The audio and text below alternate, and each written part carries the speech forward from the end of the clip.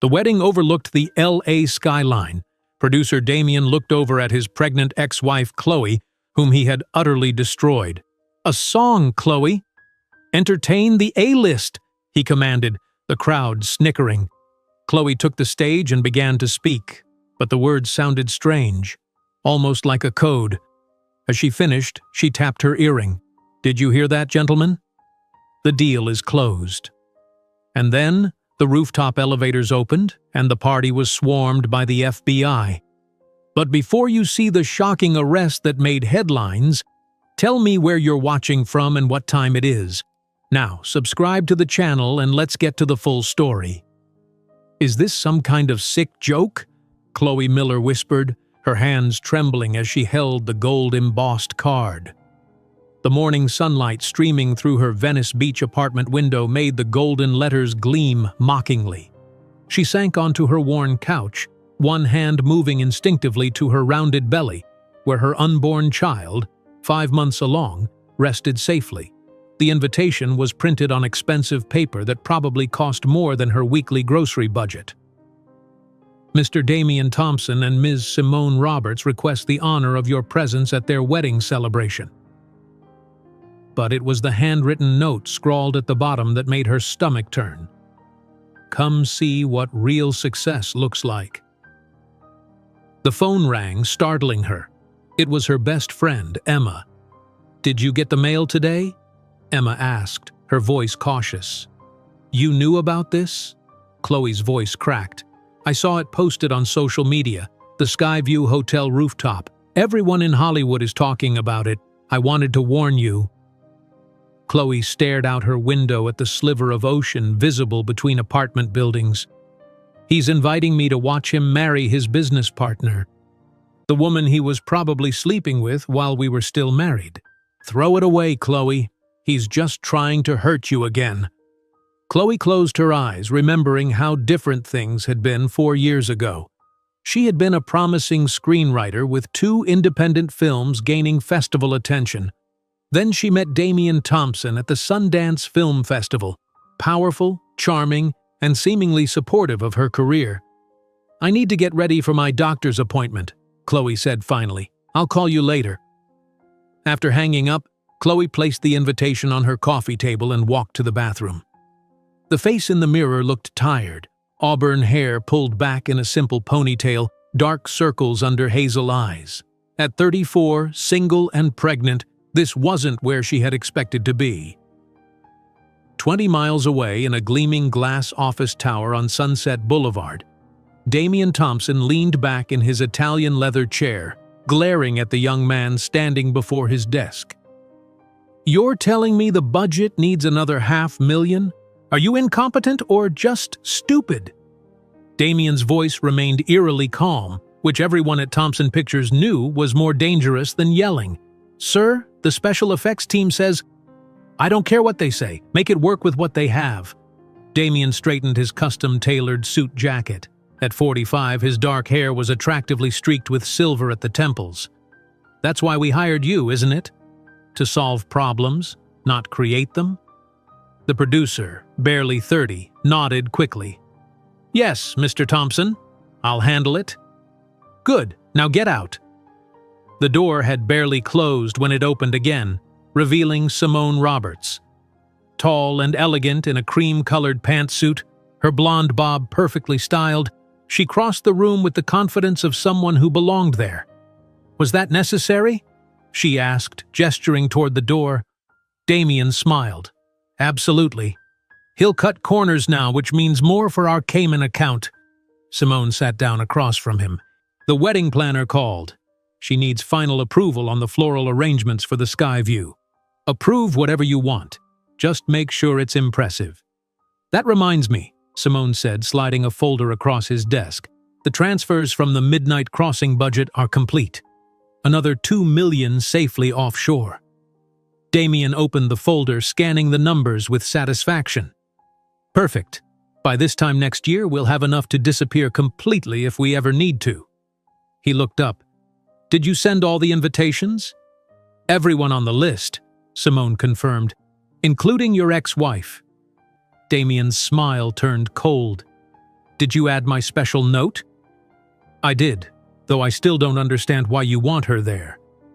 Because, Damien said, closing the folder, destroying someone's career isn't satisfying unless they have to watch you succeed. Chloe thought she was so talented, so special. Now she's nobody, and I want her to see exactly what she lost. So, later that afternoon, Chloe sat on an examination table as her doctor measured her growing belly. Everything looks perfect, Dr. Wallace said with a warm smile. Your little girl is developing right on schedule. Chloe exhaled in relief. My blood pressure? Still a bit elevated. Remember what we discussed about stress reduction? Dr. Wallace looked at her over her glasses. Is something bothering you today? You seem tense. Just work stuff, Chloe lied. Since Damien had blacklisted her in the industry, spreading rumors about her being difficult and unprofessional, she cobbled together freelance writing jobs that barely paid the bills. Nobody would mention Damien's name directly. He was too powerful. But doors that should have been open to her remained firmly closed. After her appointment, Chloe walked to a small coffee shop near Venice Beach. The place was busy with afternoon customers, tourists, remote workers with laptops, and locals enjoying the ocean breeze through open windows. She ordered a decaf latte and found a quiet corner table. As she sipped her drink, she noticed a man at a nearby table glancing her way repeatedly. Mid-40s, athletic build with short dark hair and observant eyes. When he caught her looking, he quickly returned his attention to his laptop. Uncomfortable, Chloe finished her drink and left. The same man was there the next day when she returned, and again the day after that. On the third day, as she gathered her things to leave, he approached her table. "Excuse me, Miss Miller?" His voice was quiet but confident. "My name is Marcus Rivera. I'm a special agent with the FBI. I was hoping we could talk." Chloe stared at him. "Is this some kind of joke?" He showed her his credentials, then sat down across from her. "I've been trying to find the right moment to approach you. This is a sensitive matter." "What does the FBI want with me?" Chloe asked, her heart racing. "It's not what we want with you," Agent Rivera said. "It's what we want with your ex-husband, Damien Thompson." Chloe's hands started to shake. "What about him?" "We've been investigating Thompson Pictures for nearly 2 years. Financial fraud, embezzlement, tax evasion." He leaned closer. "We know that Damien and Simone Roberts have been siphoning millions from film budgets into offshore accounts." "And you're telling me this because?" "Because we need evidence that will stand up in court. Someone on the inside." Agent Rivera's eyes flicked down to the wedding invitation sticking out of Chloe's bag. "That's quite an opportunity. You want me to spy on my ex-husband at his wedding?" Chloe almost laughed. "Are you serious? Ms. Miller, we know what Damien did to your career, how he blacklisted you, spread lies about you." Agent Rivera's expression softened slightly. "We also know about your pregnancy and your financial situation." Chloe's protective instincts flared. "You've been investigating me too?" "We had to understand the full picture." He placed a small business card on the table. "The FBI can offer witness protection, financial support, a fresh start somewhere new for both you and your baby." Chloe stared at the card. "Why would I risk everything to help you?" "Because Damien Thompson has hurt a lot of people, and he'll keep hurting more unless someone stops him." Agent Rivera stood up. "And from what I've learned about you, Ms. Miller, you're not someone who stays silent when you can make things right." He gestured toward the invitation in her bag. "Damien sent you that invitation to hurt you, to show his power over you, but he may have just created the perfect opportunity for justice." Rivera checked his watch. "Think about it. Call me within 48 hours if you're interested." As he walked away, Chloe remained frozen, one hand on her belly, the other on the FBI agent's card. The baby kicked, as if offering her own opinion on the matter. Chloe picked up the business card, turning it over in her fingers. For the first time in months, she felt something other than fear and helplessness, something that felt dangerously close to hope. Chloe slipped Agent Rivera's card into her pocket and left the coffee shop. Her mind was racing as she walked along Venice Beach. The sounds of waves crashing against the shore filled her ears as the afternoon sun warmed her skin. Back at her apartment, she placed the card on her kitchen counter and stared at it. For the next several days, the white rectangle of paper seemed to grow larger in her mind, impossible to ignore. 1 week after meeting Agent Rivera, Chloe sat at her small dining table with a notepad. She wrote, "Help FBI" at the top of the page, drawing a line down the middle to create 2 columns, Reasons to and Reasons not to. Under Reasons to, she wrote, "Justice for what Damien did to me, stop him from hurting others, money and protection for my baby. Fresh, start somewhere new under Reasons not to," she wrote. "Dangerous, stress could hurt the baby. What if I get caught? Damien's lawyers would destroy me." She tapped her pen against the paper, then added one more item to the first column. "Show my daughter what courage looks like." The phone rang, startling her. It was Agent Rivera. "Ms. Miller, I was wondering if you've had time to consider our conversation." Chloe glanced at her list. "I've been thinking about it, but I have questions." "That's fair. Would you be willing to meet again? My partner would like to join us." The next day, Chloe sat in the same coffee shop when Agent Rivera arrived with a woman in her late 30s. She had straight black hair cut at her shoulders and wore a simple navy blazer. "This is Special Agent Sarah Chen," Rivera said after they sat down. "She would be your primary handler if you decide to help us." Agent Chen smiled warmly. "It's nice to meet you, Chloe. I understand this is a lot to process." "I need to know exactly what you're asking me to do," Chloe said, "and what risks are involved." Rivera placed a folder on the table. "We have evidence that Damien and Simone have embezzled over $20 million from various film productions." He slid the folder toward her. "These are photos of Damien meeting with bankers in the Cayman Islands last month." Chloe looked at the photos. Damien stood on a yacht, shaking hands with a man in an expensive suit. "The problem is," Agent Chen explained, "we need more direct evidence linking Damien to the offshore accounts. Recordings of him discussing the money, documentation of the transfers, something concrete." "And you think I can get that?" Chloe asked. "Your invitation to the wedding gives you access," Rivera said. "Plus, we understand your former assistant, Leah Washington, still works for Damien. She might be willing to help." Chloe closed the folder. "I need time to think." "Of course."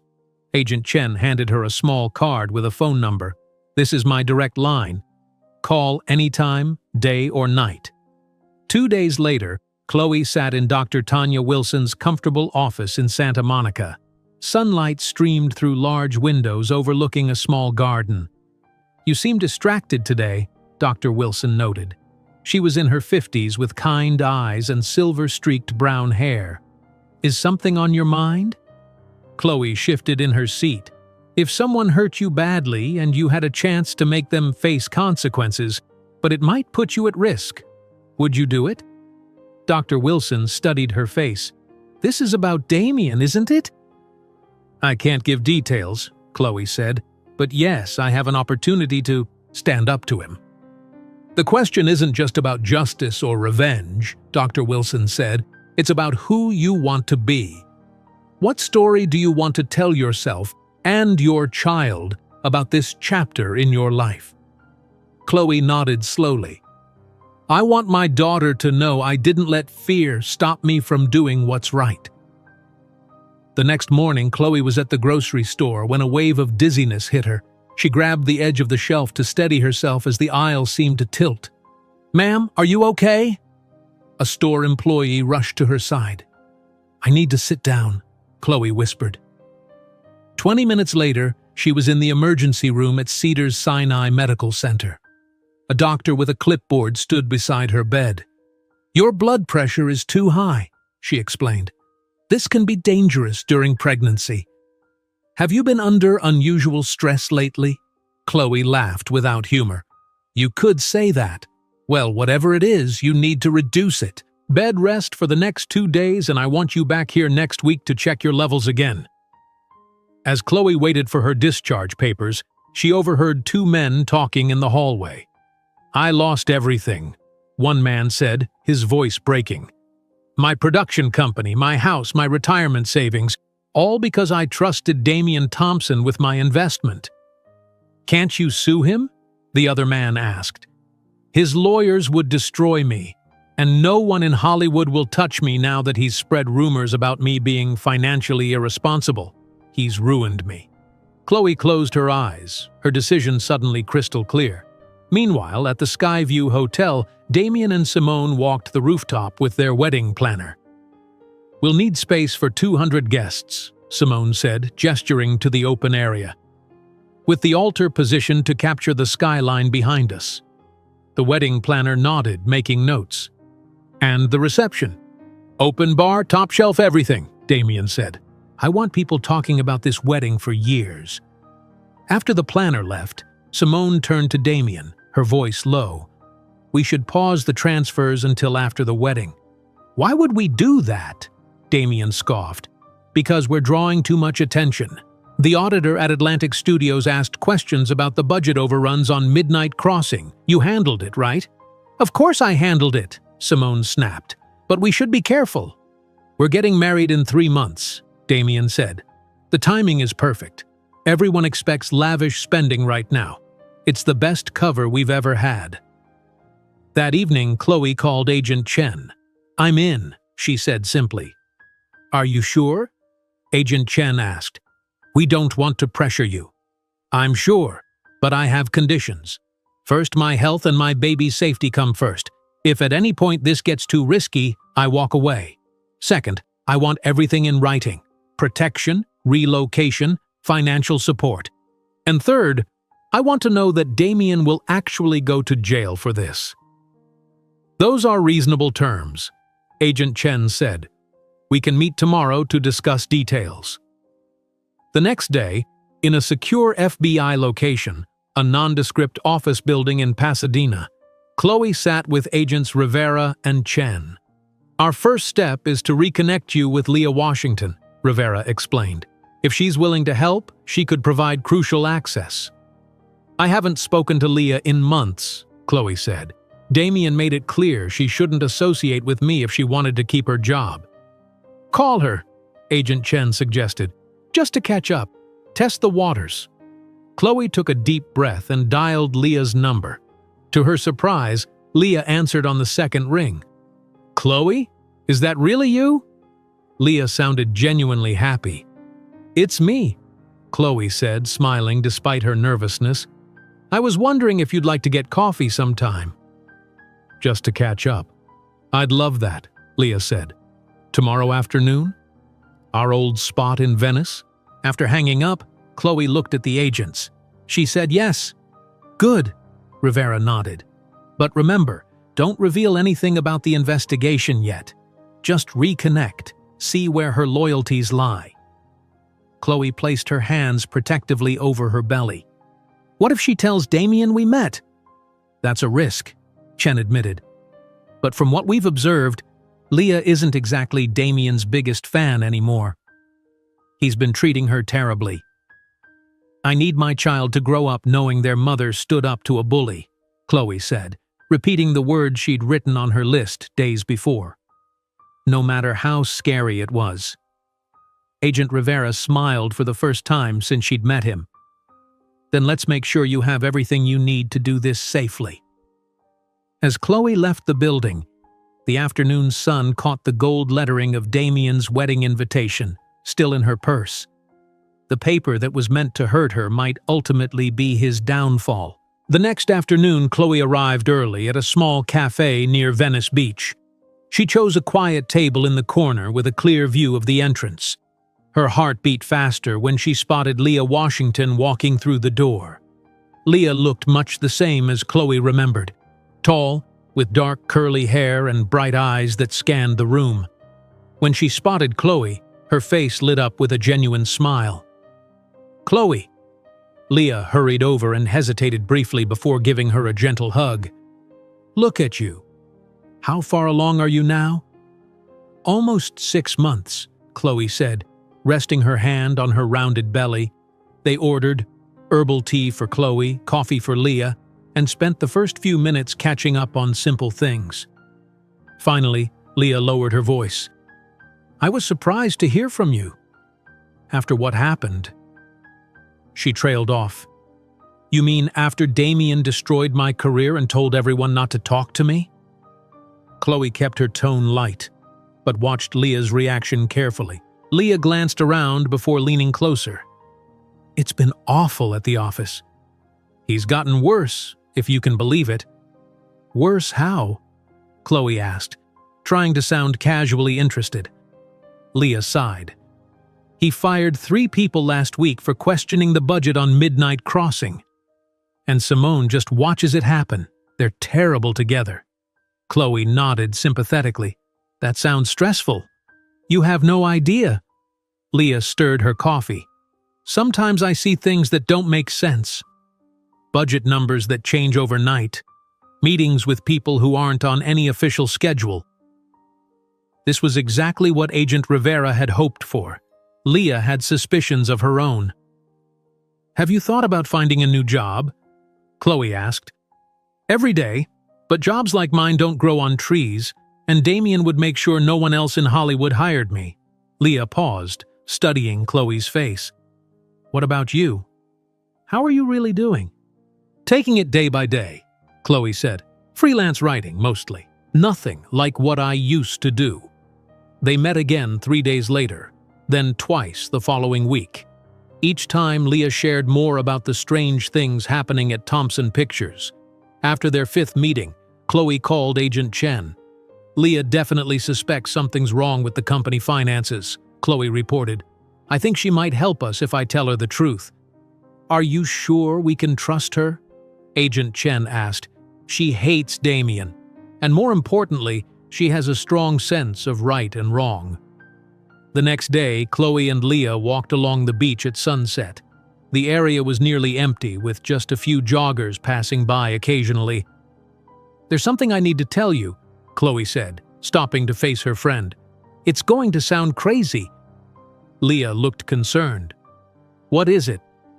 "The FBI is investigating Damien and Simone for financial fraud." Chloe watched Leah's eyes widen. "They believe they've been embezzling millions from film budgets and hiding it offshore." Leah took a step back. "How do you know this?"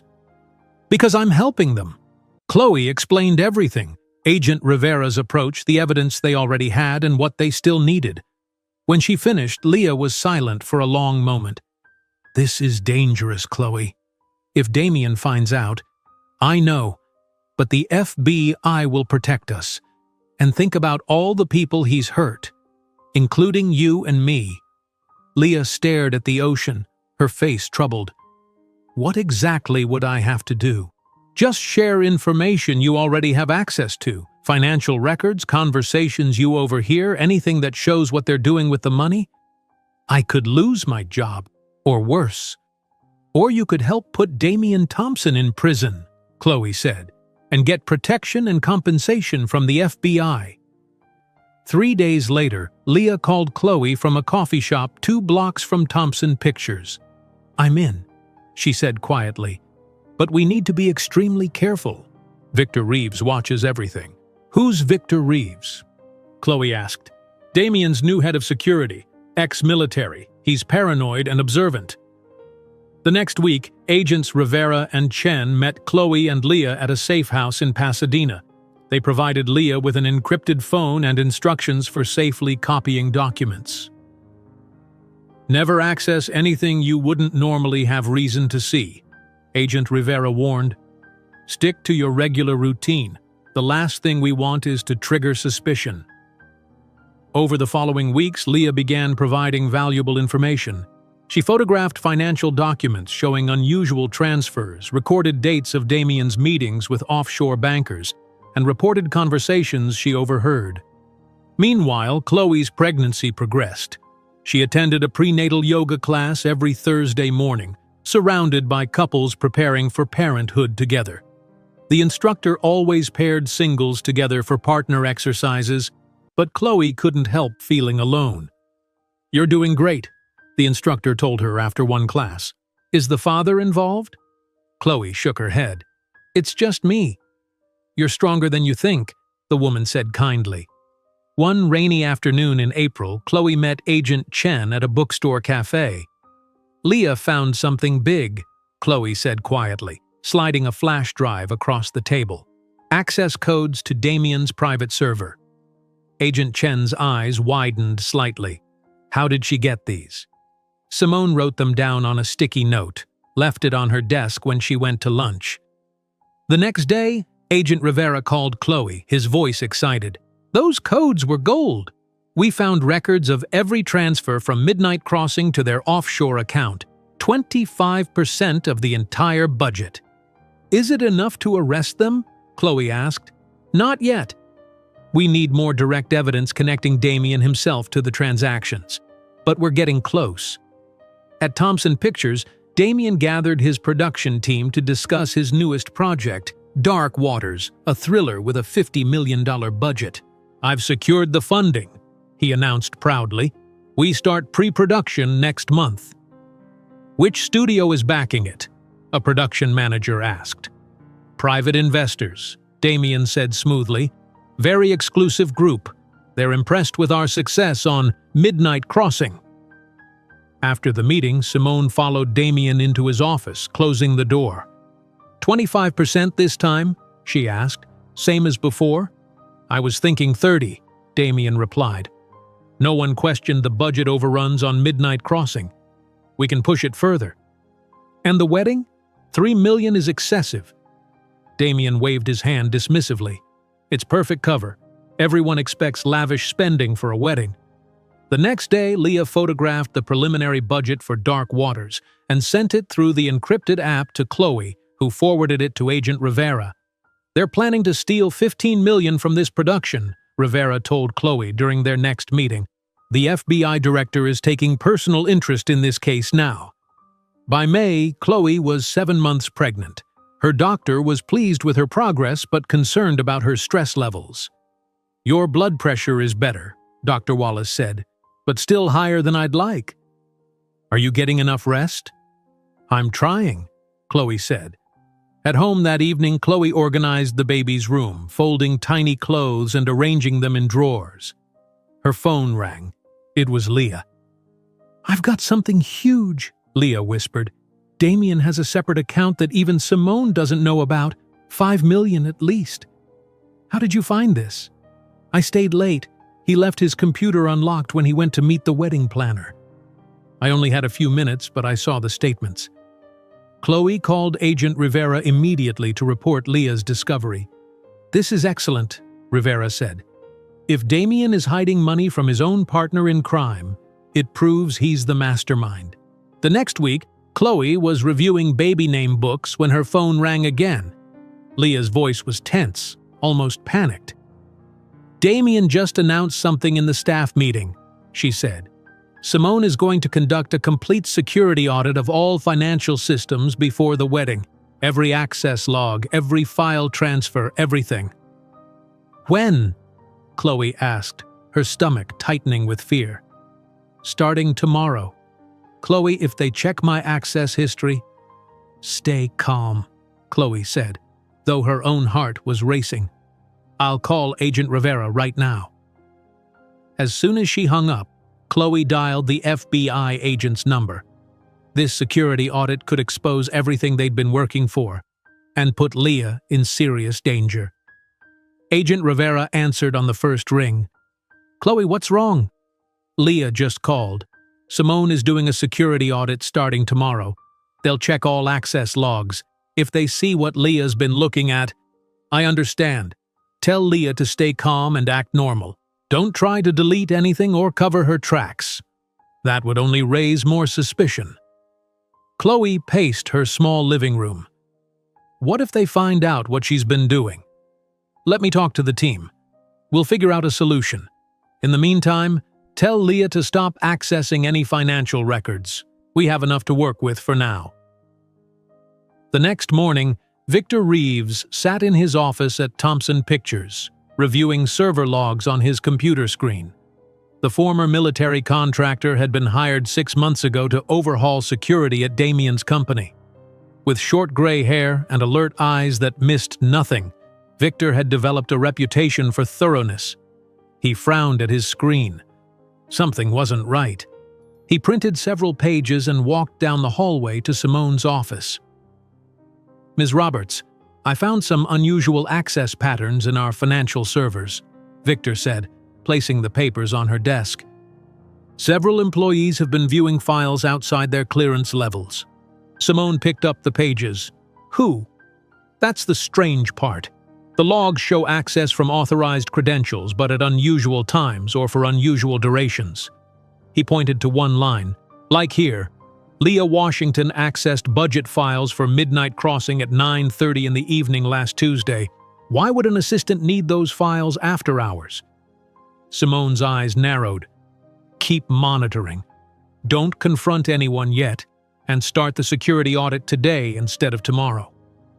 At a prenatal checkup that afternoon, Chloe's doctor looked concerned as she took her blood pressure reading.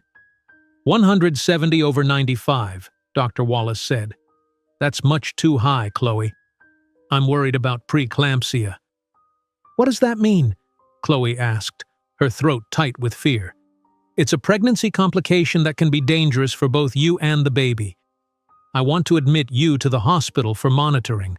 4 hours later, Chloe lay in a hospital bed at Cedars-Sinai Medical Center, with monitors attached to her belly tracking the baby's heartbeat. Agent Chen arrived looking worried. "Rivera told me what happened," she said, sitting beside the bed. "How are you feeling?" "Scared," Chloe admitted.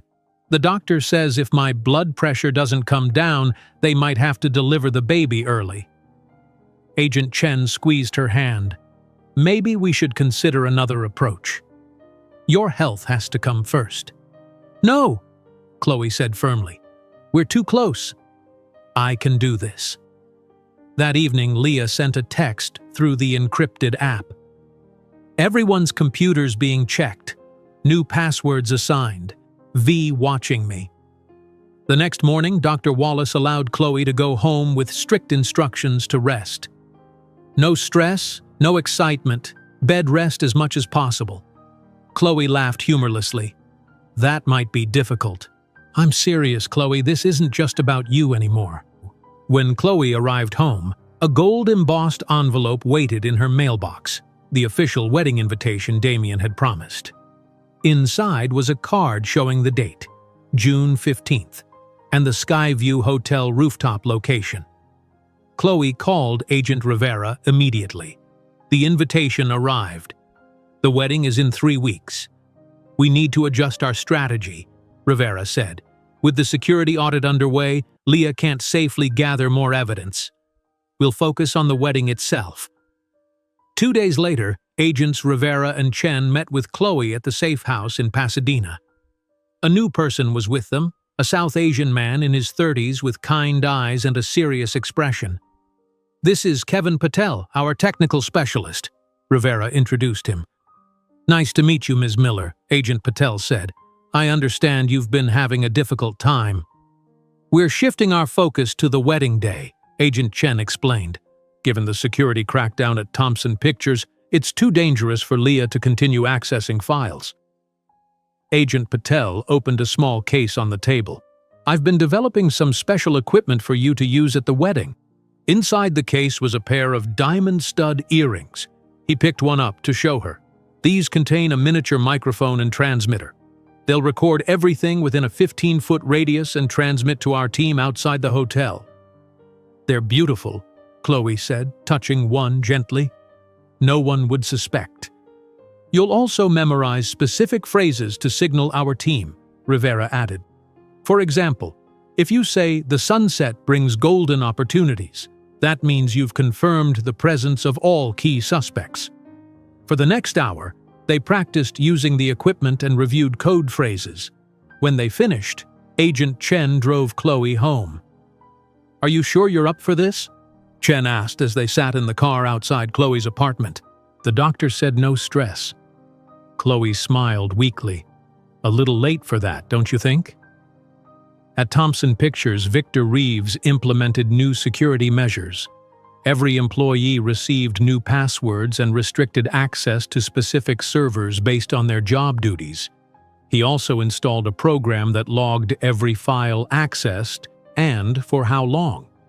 Leah tried to appear calm as Victor stood over her desk, watching her enter her new password.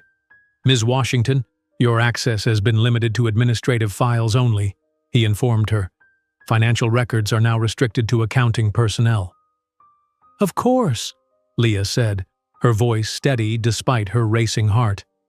"I only access those files when Mr. Thompson or Ms. Roberts asked me to prepare reports."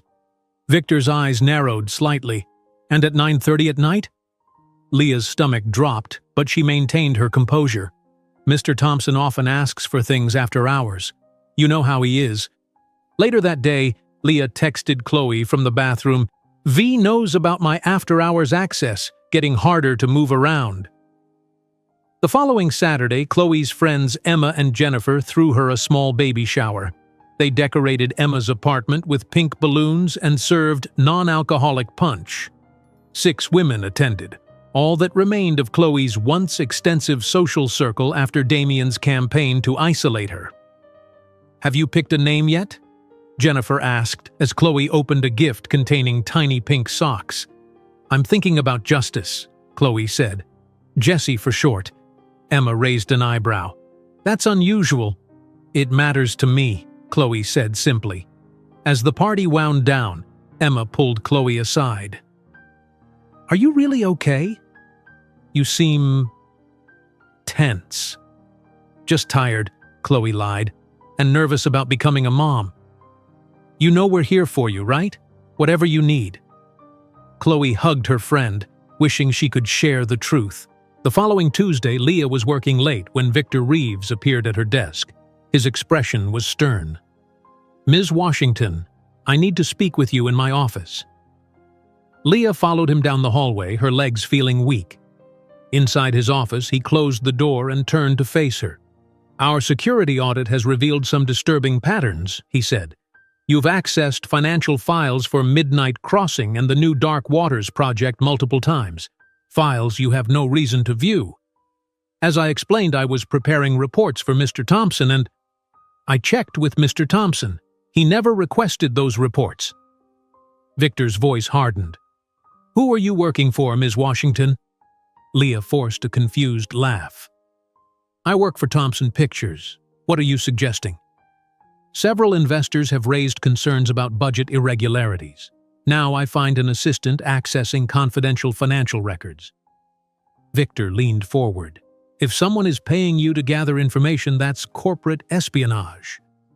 "That's ridiculous," Leah said, fighting to keep her voice steady. "I've worked here for 5 years. I'm loyal to this company." Victor studied her face for a long moment. "We'll see. You can go now, Miss Washington, but don't access any files outside your clearance level. I'll be watching." The moment Leah left the building, she called Chloe from a coffee shop 3 blocks away. "He knows," she said, her voice shaking. "Victor confronted me directly. He asked who I'm working for." "Did you tell him anything?" Chloe asked. "No, of course not. But he didn't believe me. Chloe, I'm scared. Go home and stay calm. I'll call Agent Rivera right away." The next morning, Leah arrived at work to find her computer wouldn't accept her password. She called IT support. "Sorry, Ms. Washington," the tech said. "Your access credentials have been revoked. You'll need to speak with Mr. Reeves." Leah's phone buzzed with a text from Damien. "My office, now!" Her heart pounding, Leah walked to Damien's office and knocked on the door. "Come in," Damien called. He was sitting behind his desk with Simone standing beside him. Victor Reeves stood in the corner, arms crossed. "Leah," Damien said, his voice deceptively calm. "Victor tells me you've been poking around in files you shouldn't be accessing. Care to explain why?" Leah kept her voice steady despite the panic rising inside her. "I was organizing files for the production reports. Sometimes I need to check budget numbers to make sure the schedules match." "Interesting explanation," Damien said, leaning back in his chair. "Except Victor found you accessed financial documents for Midnight Crossing months after the production wrapped." Simone stepped forward. "We're very disappointed, Leah. After 5 years, we expected loyalty." "I am loyal," Leah insisted. "I would never do anything to hurt the company." Damien stood up slowly. "Your employment is terminated, effective immediately. Victor will escort you to clear out your desk. Your personal items will be searched before you leave." 30 minutes later, Leah sat in her car in the parking garage, hands shaking as she called Chloe. "They fired me," she said, voice breaking. "Damien knows something's wrong, but I don't think he suspects the FBI. He thinks I might be working for a rival studio." "Are you safe?" Chloe asked. "For now. But Chloe, I learned something important before I left. During the wedding reception, Damien is planning to meet with investors in a private room. He's going to discuss moving money from the Dark Waters project offshore." "This could be exactly what we need," Chloe said. "Get somewhere safe. I'll contact Agent Rivera." 2 hours later, Chloe sat in the safe house in Pasadena with Agents Rivera and Chen. The small living room had plain furniture and no personal touches, just maps and equipment on a large table. "With Leah's access gone, we need to completely rethink our approach," Rivera said. "The wedding is our only chance now." "Leah told me Damien is planning a private meeting with investors during the reception," Chloe explained. "He'll discuss moving money offshore." Agent Chen nodded. "That's valuable information. We'll focus our operation on the wedding day itself." "But how will I get evidence?" Chloe asked. "I can't exactly walk around with a tape recorder." "That's why we called in our technical specialist," Agent Rivera replied, checking his watch. "He should be here any minute." The doorbell rang. Agent Chen checked a small monitor before opening the door. A man in his 30s with dark hair and a neatly trimmed beard entered, carrying a sleek metal case. "Kevin Patel, FBI Technical Division," he said, shaking Chloe's hand with a warm smile. "I understand you're expecting a baby girl. Congratulations." "Thank you," Chloe said, "though I'm not sure I'm giving her the best start in life with all this stress." "What you're doing takes incredible courage," Kevin assured her as he placed his case on the table. "Now, let's talk about how we're going to make this work." He opened the case to reveal a pair of diamond stud earrings nestled in black velvet. "These look like ordinary earrings, but they're actually sophisticated recording devices," Kevin explained, holding one up. "Each contains a miniature microphone and transmitter that will pick up conversations within 15 feet. "They're beautiful," Chloe said, touching one gently. "And completely undetectable," Kevin added. "The battery lasts 10 hours and the audio quality is excellent." Agent Rivera spread out a floor plan of the Skyview Hotel rooftop. "We've mapped the entire venue. We'll have agents positioned here, here, and here." He pointed to different locations, disguised as waitstaff and hotel employees. "You'll need to wear the earrings at all times," Agent Chen said. "And we've developed code phrases for you to use that will signal our team." Kevin handed Chloe a small card. "Memorize these. For example, if you say, 'The sunset brings golden opportunities,' that means you've confirmed all suspects are present." For the next 2 hours, they practiced using the equipment and reviewed the code phrases until Chloe could recite them naturally. When they finished, Chloe felt mentally exhausted but more prepared. "There's one more thing," Agent Chen said, pulling out a small device that looked like a cell phone. "This is a panic button disguised as a phone. If at any point you feel unsafe, press this button 3 times and we'll move in immediately." The next morning, Chloe had another doctor's appointment. "Doctor," Wallace frowned as she checked Chloe's blood pressure. 160/90, she said, "still much too high. Chloe, I'm serious about the bed rest. Your baby could come early if we don't get this under control." "I'm trying," Chloe said. "Not hard enough," Dr. Wallace replied firmly. "Whatever is causing you stress needs to wait. Your baby can't wait." Chloe nodded, feeling guilty. "After next weekend, everything will be different, I promise." That afternoon, Chloe went shopping for a dress to wear to the wedding. She needed something appropriate that would hide her 7-month pregnancy as little as possible. Her growing belly was part of her silent statement to Damien. At a maternity boutique in Beverly Hills, she found a simple but elegant blue dress that flattered her changing body. As she stood at the counter to pay, a familiar voice behind her made her freeze. "Well, isn't this a surprise?" Chloe turned to see Simone Roberts standing there, dressed impeccably in a cream pantsuit, her blonde bob perfectly styled. "Simone," Chloe said, keeping her voice neutral, "shopping for the big day?" "Final fitting for my gown," Simone smiled coldly. "I was surprised when Damien insisted on inviting you." Most brides wouldn't want their groom's pregnant ex-wife at the wedding. Most grooms wouldn't invite their pregnant ex-wife, Chloe countered. But Damien always did love an audience. Simone's eyes narrowed. "Just remember whose day it is. Don't try to make yourself the center of attention." "Wouldn't dream of it," Chloe replied. "I'm just there to witness Damien's happiness." "That's what he wants, isn't it?" After Simone left, Chloe's hands were shaking so badly she could barely sign the credit card receipt. 2 days before the wedding, Agent Rivera drove Chloe to the Skyview Hotel to familiarize her with the layout. "The ceremony will be here," he said as they stood on the sidewalk across the street, looking up at the gleaming 60-story building. "The main elevators go to the 59th floor, then guests take a special elevator to the rooftop." "What about exits?" Chloe asked.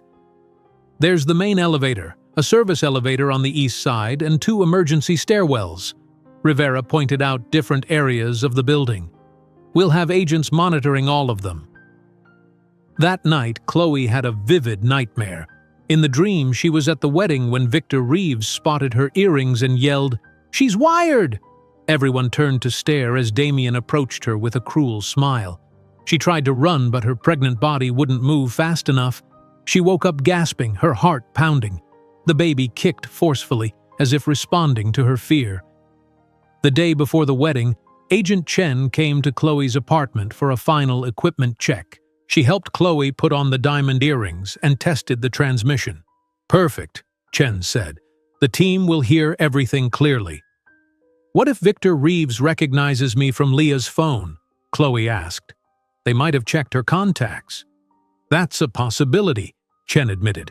"But you're Damien's ex-wife. Your presence is expected and explained by the invitation. Just act natural." "Natural," Chloe repeated. "At my ex-husband's wedding. While 7 months pregnant with his child, while wearing FBI recording devices." "Sure." Agent Chen smiled. "When you put it that way, it does sound challenging." That night, Chloe couldn't sleep. She sat in the nursery she'd prepared, gently rocking in the chair her parents had given her. The room was simple but cozy, with soft yellow walls and white furniture. "Tomorrow's going to be a big day," she said softly, rubbing her belly. "I wish I could keep you away from all this, but sometimes we have to face difficult things to make the world better." The baby kicked in response. "I'm scared," Chloe admitted to the quiet room. "But being brave doesn't mean not feeling afraid. It means doing what's right, even when you are afraid." She looked around at the tiny clothes folded neatly in the dresser, the small stack of children's books, the teddy bear from Agent Rivera sitting in the crib. "I want you to grow up in a world where people who do bad things face consequences, even if they're rich and powerful," she continued. "And I want you to know your mom stood up when it would have been easier to look away." Chloe finally went to bed around midnight, laying out her blue dress for the morning. Beside it, she placed the diamond earrings that would either bring down Damien's empire or put her and her baby at risk. After months of preparation, everything would be decided in the next 24 hours. The morning of June 15th arrived with bright sunshine streaming through Chloe's bedroom window. She had barely slept, drifting in and out of anxious dreams. Her phone alarm buzzed at 7 o'clock, but she was already awake, staring at the ceiling. "This is it," she said to herself. placing both hands on her belly. The baby responded with a gentle kick. Chloe showered and carefully applied her makeup, trying to hide the dark circles under her eyes. She took deep breaths between movements, practicing the relaxation techniques her doctor had taught her to manage her blood pressure. At 9:30, her doorbell rang. Agent Chen stood outside, dressed in a simple black pantsuit rather than her usual FBI attire. "Ready for today?" Chen asked, stepping inside. "As ready as I'll ever be," Chloe replied. She turned around. "Can you zip me up?" As Chen helped with the dress, she reviewed the plan one more time. "Remember, act natural. You're just a guest attending your ex-husband's wedding. The earrings will record everything. Our team is already in position at the hotel. What if Victor Reeves recognizes me as Leah's friend? Even if he does, you have a legitimate reason to be there. The invitation. Just stick to the plan." Chen carefully helped Chloe put on the diamond earring transmitters, then tested them with a discreet device in her purse. "Perfect," Chen nodded. "We'll hear everything clearly." The drive to downtown Los Angeles took 40 minutes. As they approached, the Skyview Hotel dominated the skyline, a gleaming tower of glass and steel reaching 60 stories into the clear blue sky. "The ceremony starts at 11, Chen said, pulling up to the valet area. "I'll be in the FBI surveillance van 1 block away. If anything goes wrong, use the panic button." Chloe took a deep breath and stepped out of the car. The hotel entrance was busy with guests arriving for various events. She walked through the marble lobby to the special elevator marked Skyview Rooftop. The operator smiled as she entered. "Which event, ma'am?" "The Thompson-Roberts wedding," Chloe said. "Ah, yes. Beautiful day for a rooftop ceremony." When the elevator doors opened onto the rooftop, Chloe gasped despite herself. The space had been transformed into a showcase of wealth and excess. Crystal chandeliers hung from transparent canopies. White roses covered every surface. Waiters in crisp uniforms offered champagne from silver trays. At least 200 guests mingled in designer clothes, their jewelry catching the sunlight. Chloe felt eyes turn toward her as she stepped onto the rooftop. Whispers followed her as she made her way to the seating area. "Is that his ex-wife? She's pregnant. I can't believe he invited her." A waiter approached with champagne. "Would you like a glass, ma'am?" "Just water, please," Chloe replied. She scanned the crowd, recognizing many faces from her former life in Hollywood. Directors, producers, studio executives. Most avoided eye contact. A few nodded awkwardly. From the corner of her eye, Chloe spotted Victor Reeves. He stood near the entrance watching guests arrive. His eyes narrowed when he saw her. She pretended not to notice and found a seat in the middle row on the bride's side, close enough to hear, but not so close as to draw attention.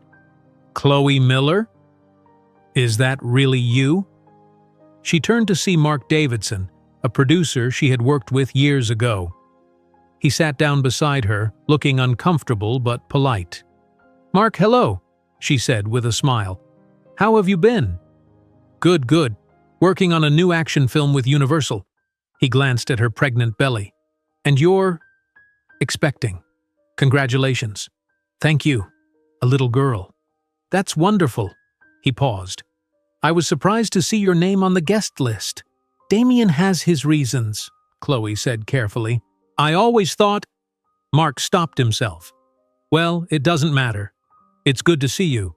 We should catch up sometime. I heard about what happened with your last screenplay. Tough business." "Yes, it is," Chloe agreed, aware that the diamond earrings were recording every word. At exactly 11 o'clock, music began playing as a string quartet positioned themselves at one side of the altar. Guests moved to their seats. Chloe noticed several waitstaff watching the proceedings with too much interest, FBI agents in disguise. Damien appeared at the altar, handsome in a custom tuxedo. He scanned the crowd as he took his position, his eyes stopping briefly on Chloe. His expression didn't change, but she knew he had seen her. The ceremony was elaborate and showy. Simone walked down the aisle in a designer gown that probably cost more than most people's cars. Their vows sounded more like business agreements than declarations of love. "I promise to support your ambitions and stand by your decisions," Damien said, his voice carrying across the rooftop. "I promise to protect our mutual interests and help build our empire," Simone replied. After they were pronounced husband and wife, the crowd applauded as they walked back down the aisle. Chloe remained seated, one hand resting on her belly, the other discreetly touching the panic button in her purse, just to be sure she knew where it was. The reception began immediately, with waiters serving expensive appetizers and opening bottles of champagne. A jazz band played softly as guests congratulated the couple. Chloe stayed at her table, watching and listening. She overheard fragments of business conversations. "The budget for Dark Waters seems high. Damien says the foreign distribution rights alone will double our investment. After what happened with Midnight Crossing, I'm inclined to trust his financial instincts." She recognized one of the waiters as Agent Rivera when he offered her a glass of water. He gave her a nearly imperceptible nod as he moved on to the next table. After an hour, a middle-aged woman Chloe didn't recognize sat down beside her. "You're very brave to come here," the woman said quietly. "Do I know you?" Chloe asked. "Janet Prescott. My husband invested in Midnight Crossing and lost everything. Damien convinced him to put in extra money for unexpected production costs. That money disappeared." Janet's eyes were sad but determined. "When I saw you here, I wanted to say thank you." "Thank me? For what?" Janet leaned closer. "There are rumors about an investigation. I hope they're true." She stood up and walked away before Chloe could respond. At 1 o'clock, Chloe watched Damien escort 3 men in expensive suits toward a private room at one side of the rooftop.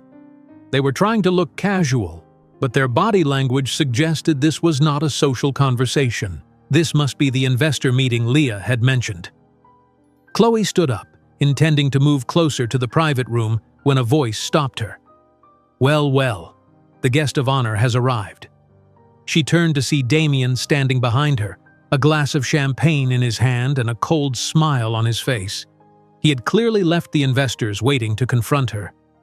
"Damien, congratulations," Chloe said evenly. "I'm surprised you had the courage to show up," he said loudly enough for nearby guests to hear. "You invited me," Chloe reminded him, quite insistently. "So I did."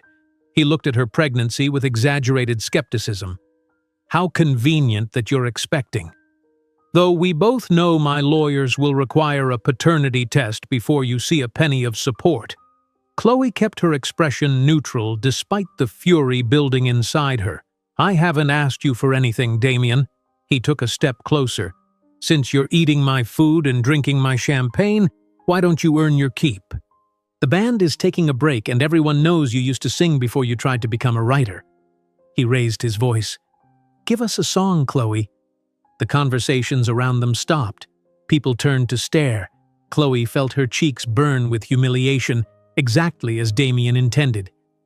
"I don't think," she began. "I insist," Damien interrupted, gesturing toward the small stage where the band had been playing, "unless you're too afraid." Chloe realized this was exactly what she needed, a chance to address the entire gathering, to deliver the coded phrases that would trigger FBI action. With trembling hands but resolute eyes, she nodded. "One song," she agreed.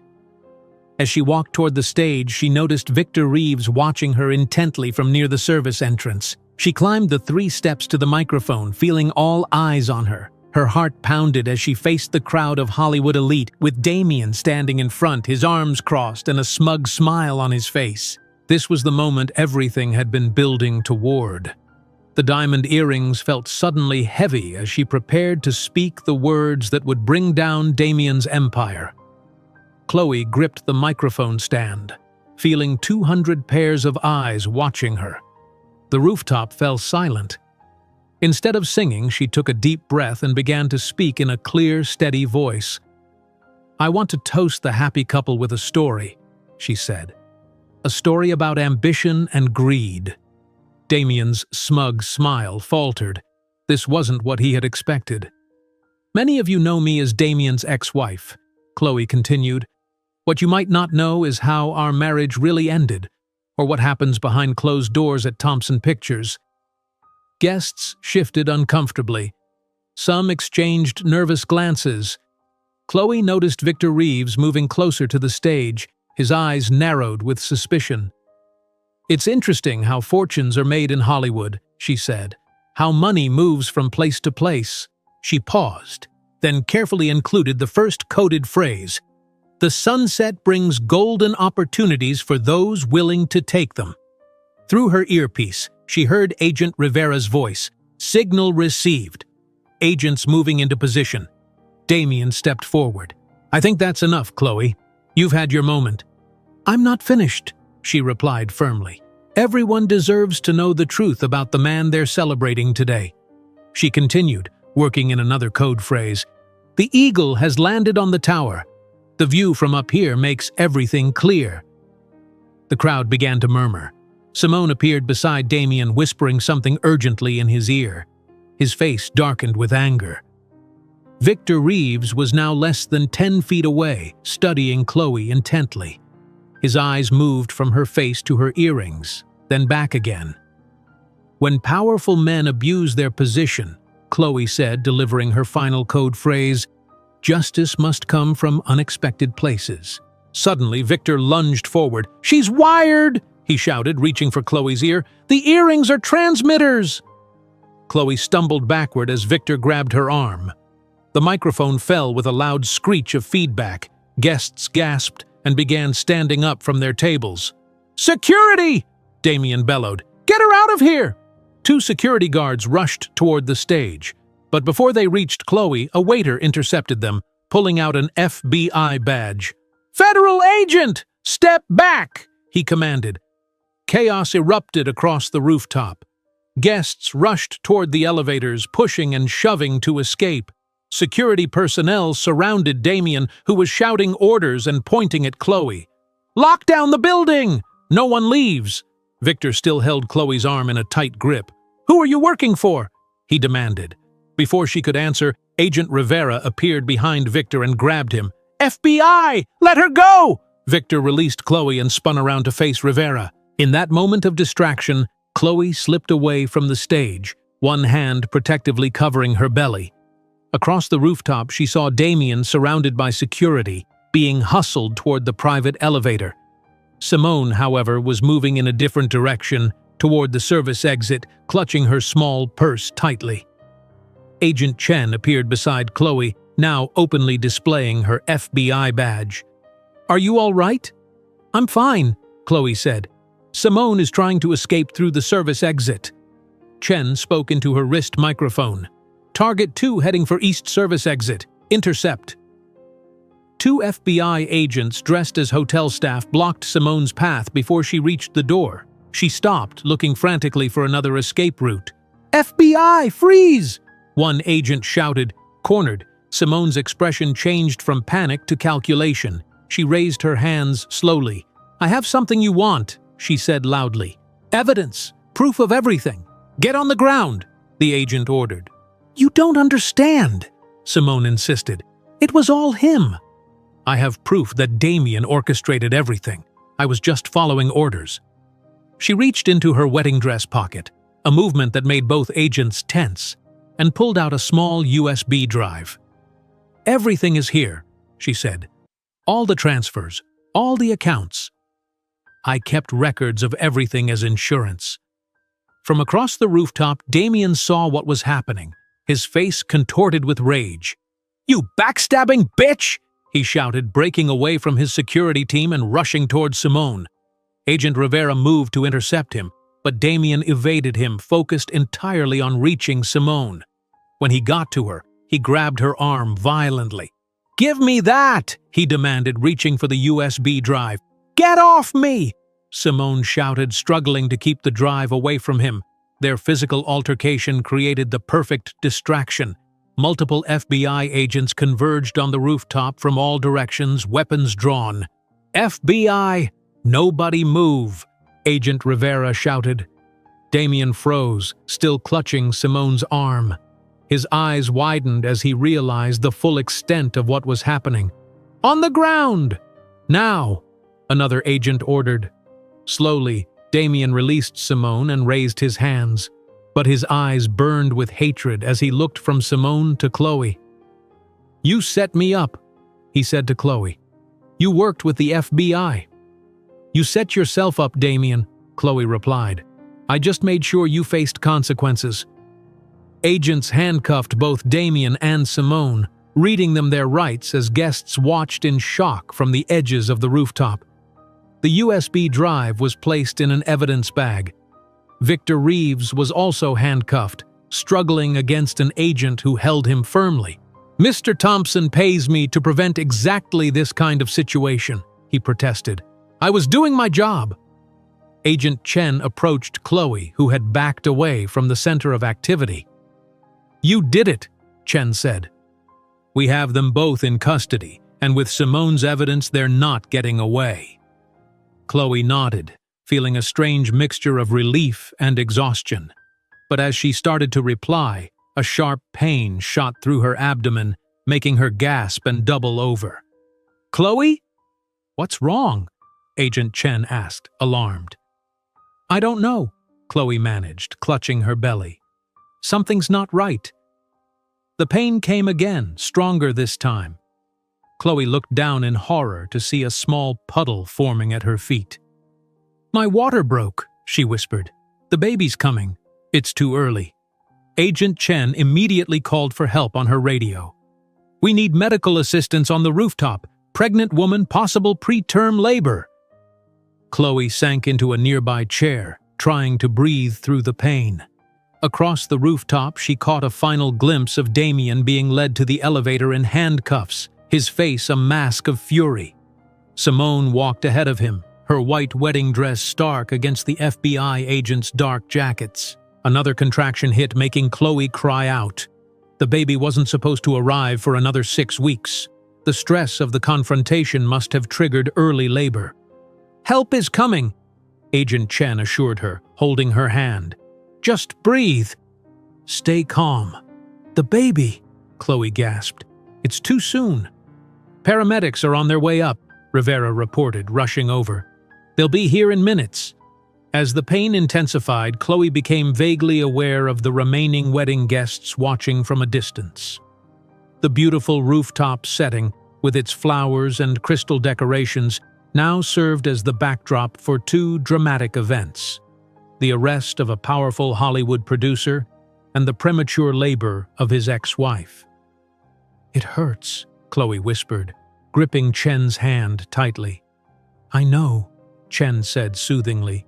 "Focus on your breathing. The paramedics will be here any second."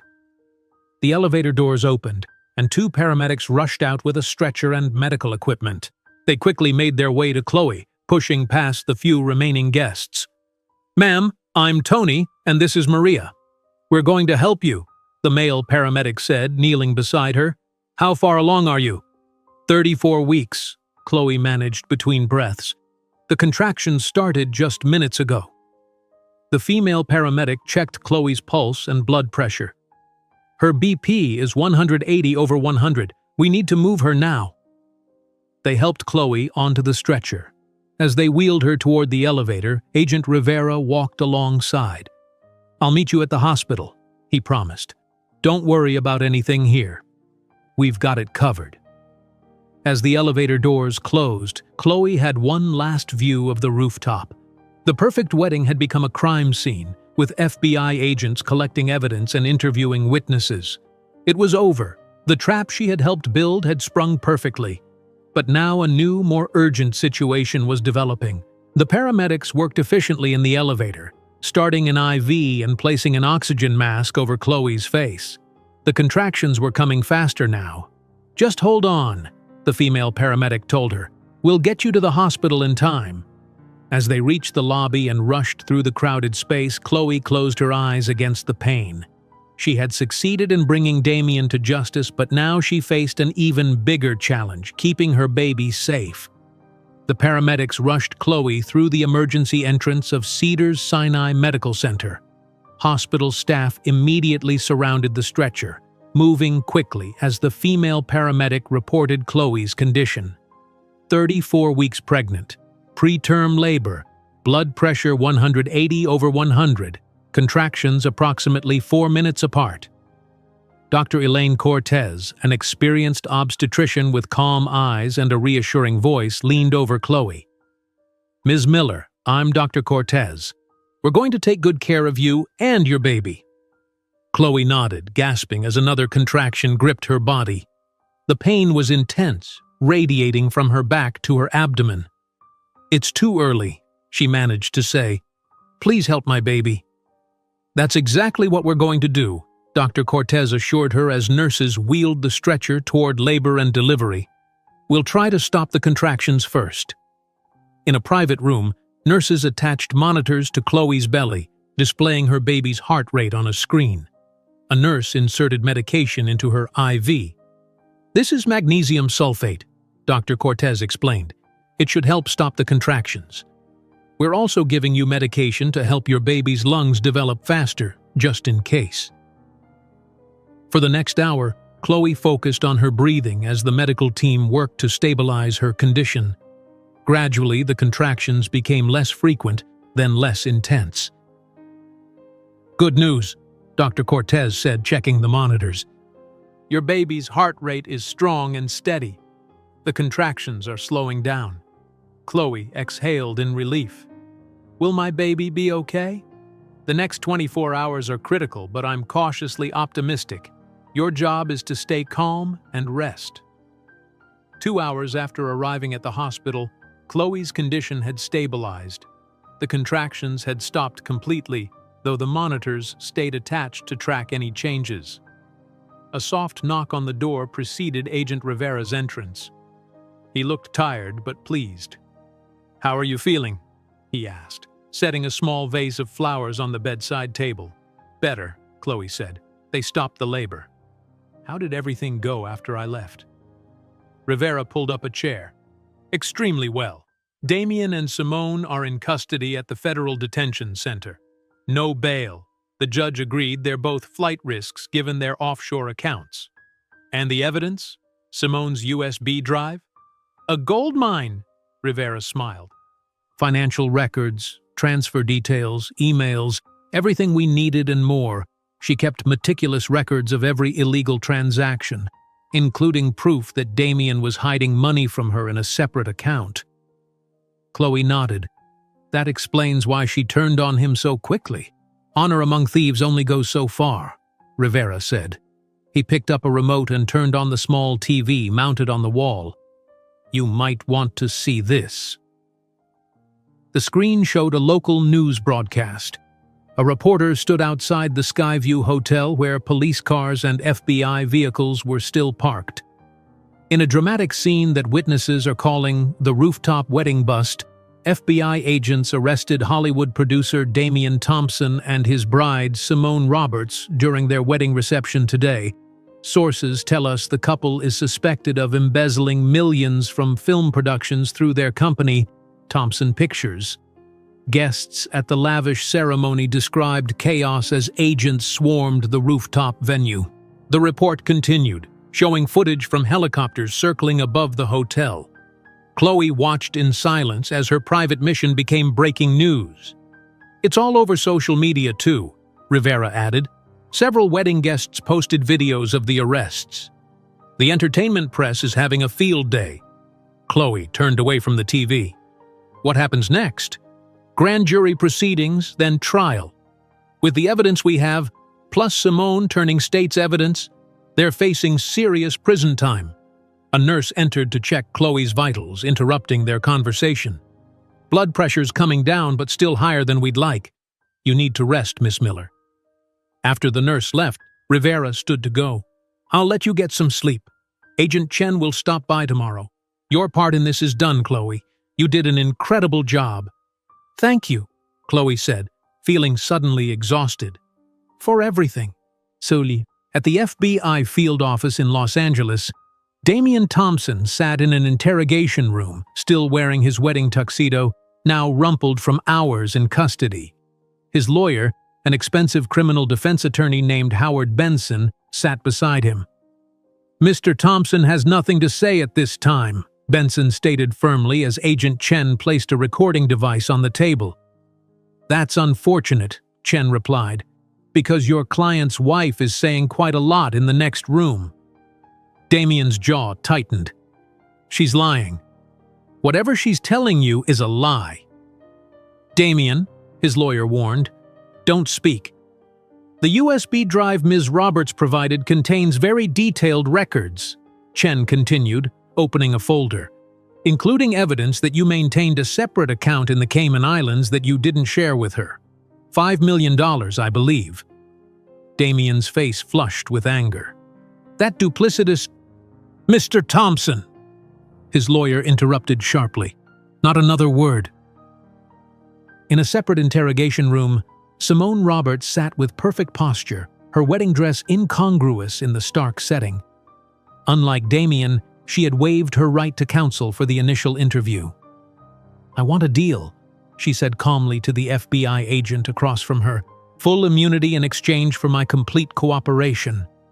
"That's not how this works, Ms. Roberts," the agent replied. "The U.S. attorney will consider reduced charges based on your cooperation, but you're looking at serious crimes here." Simone leaned forward. "I kept records of everything. Every transfer, every account, every conversation. I can give you Damian Thompson on a silver platter." "Why?" the agent asked. "Why turn on your partner? And husband?" Simone's cold smile didn't reach her eyes.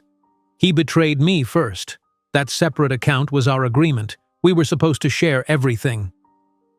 In a third room, Victor Reeves sat with his hands cuffed to the table. His military background showed in his rigid posture. "I was doing my job," he insisted. "Mr. Thompson hired me to protect his company from security threats." "Did your job include helping cover up financial crimes?" Agent Rivera asked. Victor hesitated. "I suspected irregular activities, but my role was limited to information security." "Mr. Reeves, we can charge you as an accessory," Rivera said. "Or you can cooperate and tell us what else you know about Thompson Pictures." Victor considered this for a moment. "I might have some information about other activities, things I observed but wasn't directly involved in."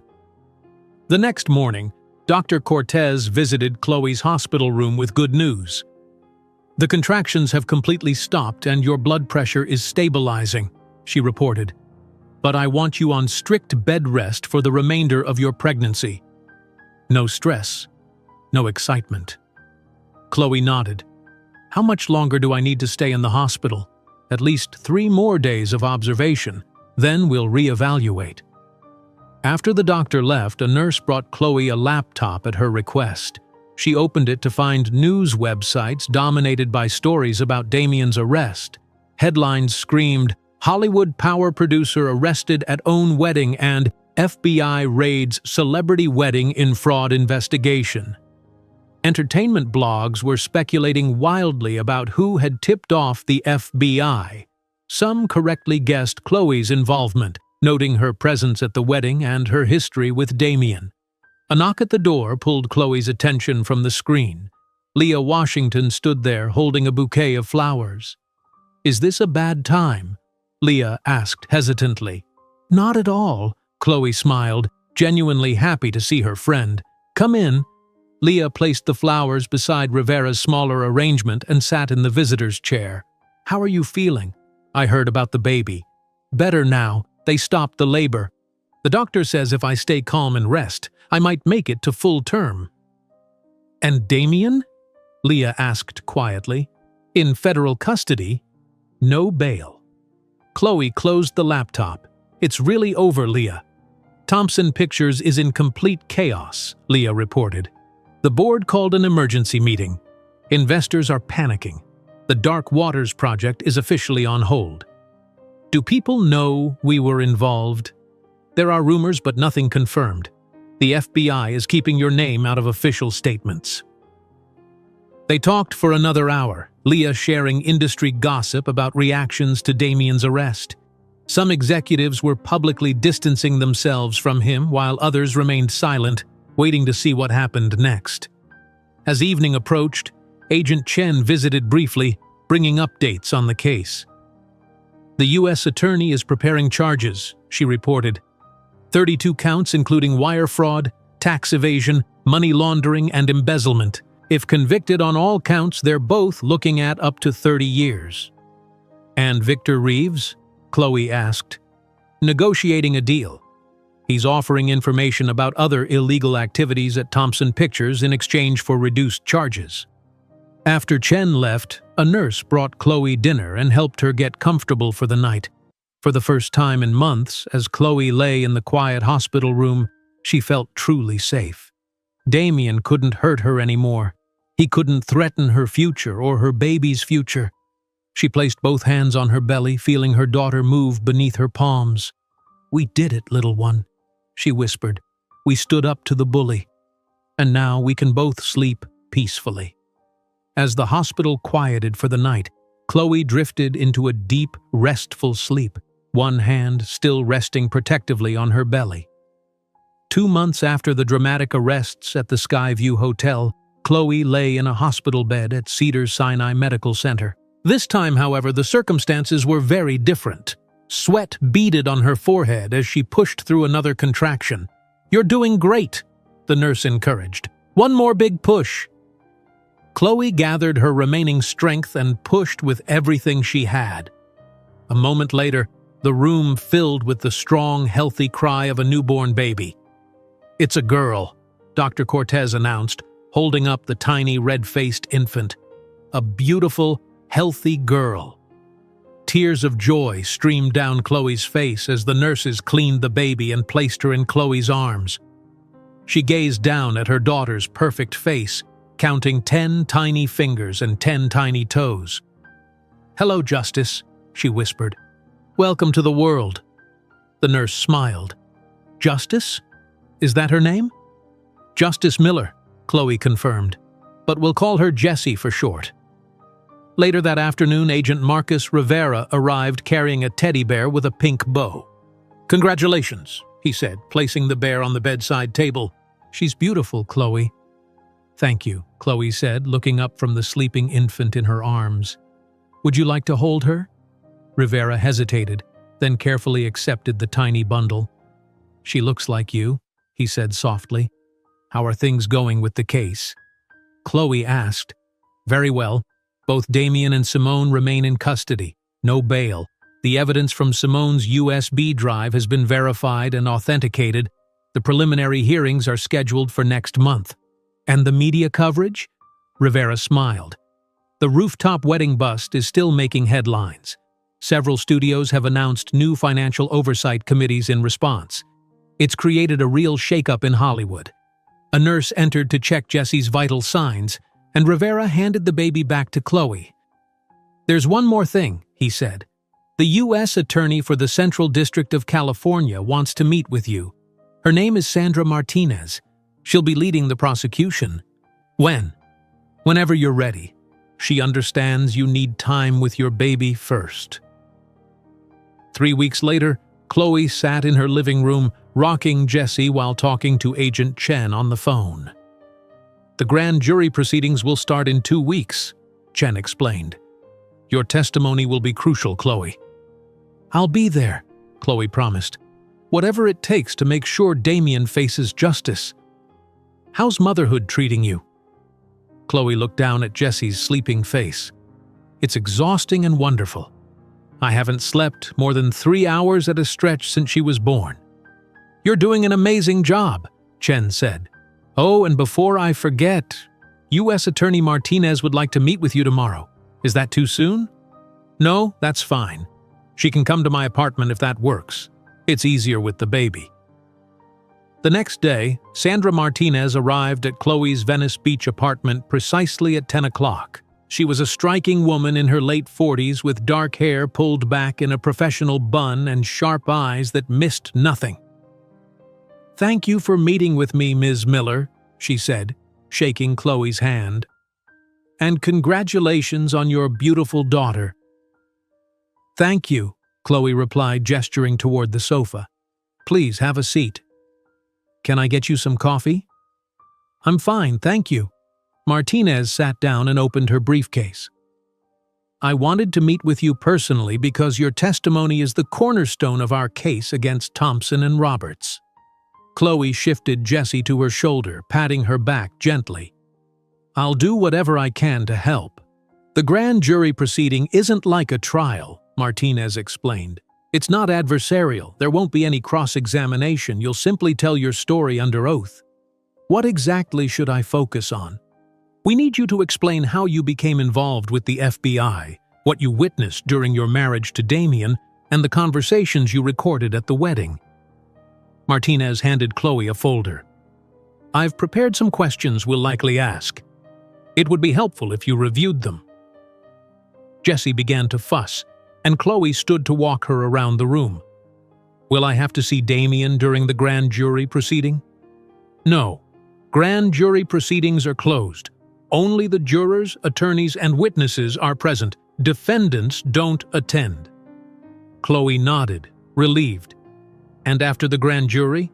If they indict, and I'm confident they will, we move to trial. That's when things get more challenging. You would likely have to testify in open court with Damien present." "I can handle that," Chloe said firmly. "I've faced him before." 2 weeks later, Chloe entered the federal courthouse in downtown Los Angeles. She had arranged for her friend Emma to watch Jessie for the day, the first time they'd been separated since the birth. Agent Chen met her at the entrance. "Ready?" "As ready as I'll ever be," Chloe replied. They took an elevator to the 5th floor and walked down a long hallway to the grand jury room. Unlike the dramatic courtrooms Chloe had seen on TV, this was a simple, business-like space. 23 people, the grand jurors, sat in rows facing a small witness stand. Sandra Martinez stood near a podium. "Ms. Miller, please raise your right hand," a court officer instructed. After being sworn in, Chloe took her seat in the witness stand. For the next 2 hours, she testified about her relationship with Damien, the financial irregularities she had observed during their marriage, and her cooperation with the FBI. She described the events at the wedding in detail, including the conversation she had recorded with her earrings. Throughout her testimony, Martinez guided her with clear, direct questions. The grand jurors listened attentively, occasionally writing notes. "Ms. Miller, why did you agree to help the FBI?" Martinez asked near the end. Chloe took a deep breath. "Because I knew what Damien and Simone were doing was wrong. They were stealing millions of dollars from investors who trusted them. I wanted my daughter to grow up knowing her mother stood up for what was right, even when it was difficult."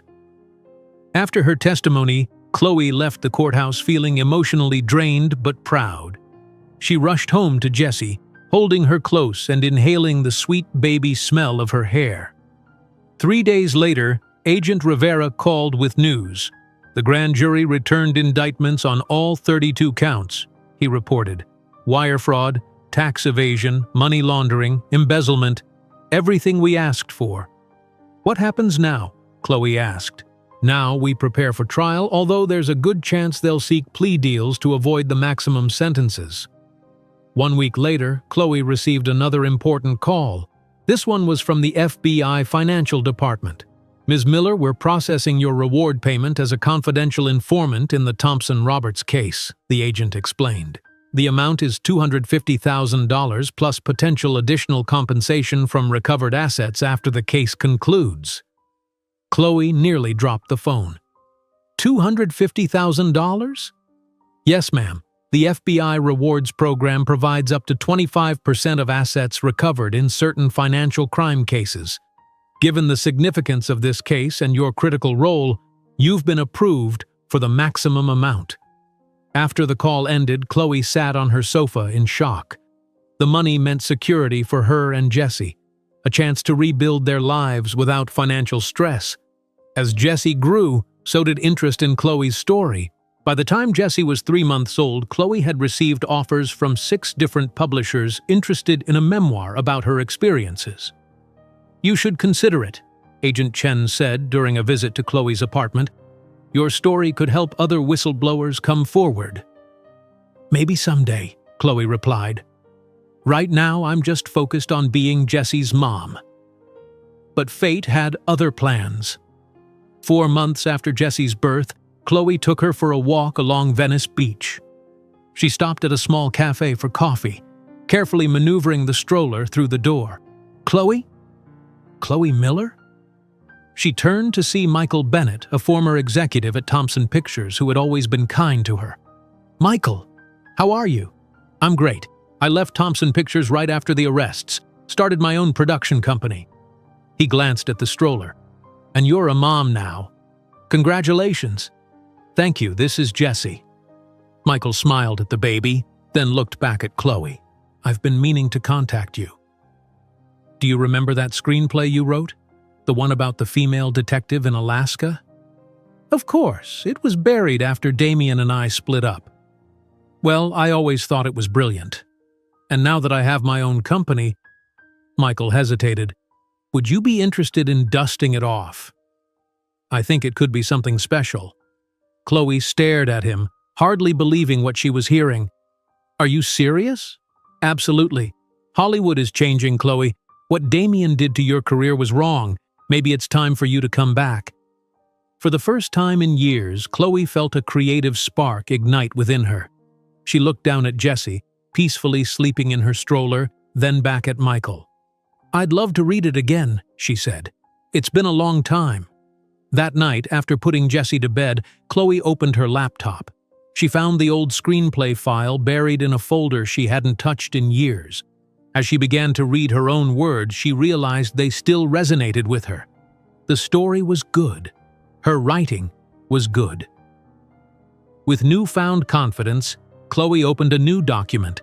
Her fingers hovered over the keyboard for just a moment before she began to type.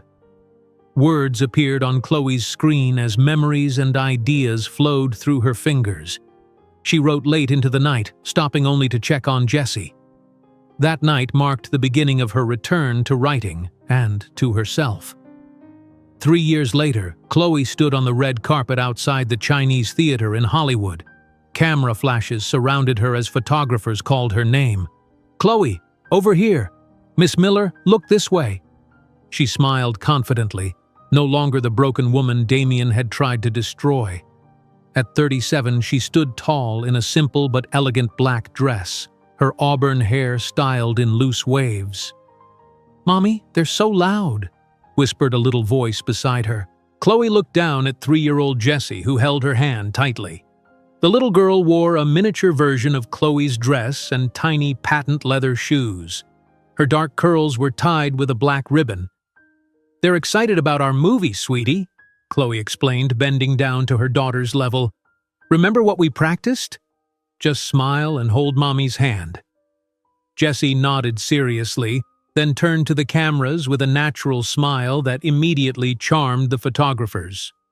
"Miss Miller, can we get a shot with your executive team?" a reporter called out.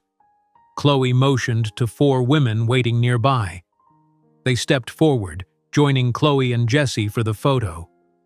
"Miller Truth Productions' first major release," the reporter said. "How does it feel to be back on top after everything that happened?" Chloe smiled. "It feels right. Whistleblower is exactly the kind of story I always wanted to tell about courage, truth, and doing the right thing even when it's difficult." The women around her, her executive team, nodded in agreement. Leah Washington, now Chief Operating Officer of Miller Truth Productions, stood proudly beside Chloe. The journey from Damien's assistant to Chloe's business partner had been remarkable for both of them. "And your all-female executive team is quite unusual in Hollywood," another reporter noted. "We bring perspectives that have been missing," Chloe replied, "and we're proving that it works." Whistleblower is already receiving incredible reviews. Inside the theater lobby, Chloe spotted Agent Marcus Rivera and his wife, Elena. He looked different in a suit rather than his FBI attire, more relaxed. "Marcus!" Chloe called, waving him over. When he approached, she hugged him warmly. "I'm so glad you could make it." "I wouldn't miss it," he said, smiling down at Jessie. "Hello there, Justice. Do you remember me?" Jessie nodded. "Uncle Marcus, you bring me teddy bears." They all laughed. Over the past 3 years, Rivera had become a true friend, visiting often and watching Jessie grow. "How does it feel?" he asked Chloe quietly. "Seeing your name on the big screen again after everything that happened?" "Surreal," Chloe admitted, "but wonderful." A commotion near the entrance caught their attention. Michael Bennett had arrived with several studio executives.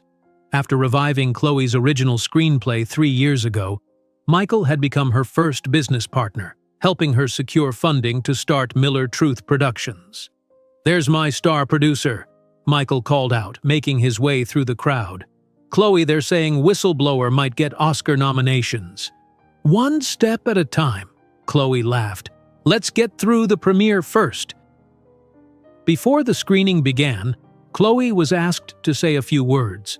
She handed Jessie to Leah and walked onto the stage, looking out at the packed theater. "Thank you all for coming tonight," she began.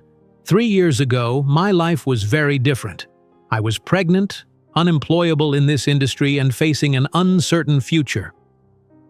The audience grew quiet, many knowing parts of her story from media coverage of the Rooftop wedding bust that had sent Damian Thompson and Simone Roberts to federal prison.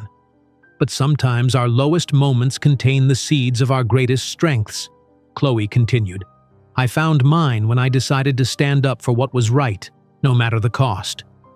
She paused, her eyes finding Jessie in the audience. Miller Truth Productions was born from that decision, a company dedicated to telling stories of ethical courage. Whistleblower is our first major film, but it represents everything we stand for. It's about a woman who risks everything to expose corporate corruption, knowing it could cost her career and safety. Chloe smiled. Some of you might see parallels to my own experience. But this film isn't just my story. It's the story of anyone who has ever faced the choice between easy silence and difficult truth. She took a deep breath. I want to thank my incredible team who believed in this vision.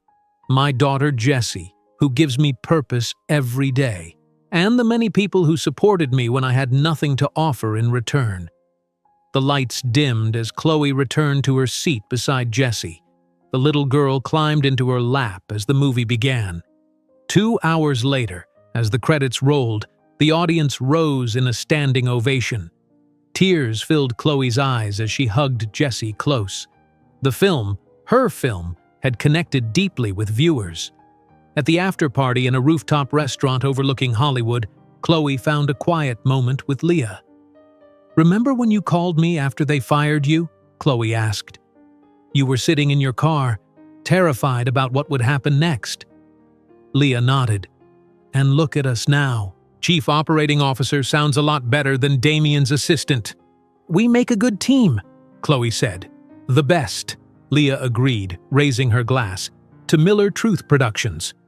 Across the room, Chloe overheard 2 executives talking. "Thompson was denied parole last month," one said. "Apparently, he's been a problem inmate." "No surprise there," the other replied. 18 years was too light for what he did. Chloe felt nothing at the mention of Damian's name. No anger, no fear, not even satisfaction. He had become irrelevant to her life. Later in the evening, a young woman approached Chloe nervously. She appeared to be in her mid-20s, clutching a small notebook. "Miss Miller?" "I'm sorry to bother you. My name is Rachel Torres. I'm a screenwriter, or trying to be." "It's nice to meet you, Rachel," Chloe said warmly, "and congratulations on being a screenwriter. No trying about it." Rachel's face brightened. "Thank you. I just wanted to tell you that your story inspired me. When I heard about what happened to you and how you fought back and rebuilt your career, it gave me courage to keep going when people told me I wouldn't make it." Chloe was touched.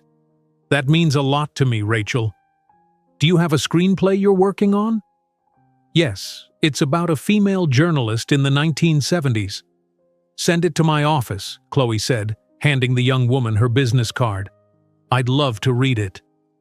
As the night wound down, Chloe found Jessie asleep on a couch, her little face peaceful. Marcus Rivera helped carry the sleeping child to the waiting car. You've come a long way, Chloe, he said quietly. I'm proud of what you've accomplished. I couldn't have done it without your help, she replied. Yes, you could have, he smiled, but I'm glad I got to witness it. Back at home, a modern beach house in Venice with a view of the ocean, Chloe carried Jessie to her bedroom. The little girl stirred as Chloe tucked her in. Mommy, she murmured sleepily. Did people like our movie? They loved it, sweetheart, Chloe whispered, kissing her forehead. Now go back to sleep. Was I brave today, with all the people? Chloe smiled. You were very brave, the bravest little girl I know. Just like you, Jessie said, her eyes already closing again. Mommy's the bravest. After Jessie fell asleep, Chloe went out to her deck overlooking the ocean. The night was clear with stars visible despite the city lights. She thought about the long journey from that day she received Damien's wedding invitation to this moment of professional and personal triumph. On her desk inside lay contracts for Miller Truth Productions' next 3 projects, a stack of scripts from new writers, and a framed photo of Jessie on her 3rd birthday. Next to these sat a simple plaque the FBI had given her, for exceptional service in the pursuit of justice. Chloe had thought often about what she would say if she ever faced Damien again. In her imagination, she had crafted perfect speeches full of righteous anger. But sitting here now, successful and at peace, she realized she had nothing to say to him at all. His power over her life had ended completely. The greatest revenge wasn't watching him fall. It was rising so high that he became just a small chapter in her much bigger, much happier story. As the waves crashed against the shore below her deck, Chloe Miller, writer, producer, mother, and whistleblower, looked toward the future with confidence. She had built something real and meaningful from the ruins of what Damien had destroyed, and in doing so, she had created the legacy she wanted for Jessie, the example of courage, resilience, and the transformative power of standing up for what's right. If you enjoyed today's video, I'm sure you'll love the next one. Don't waste time. Just click on the screen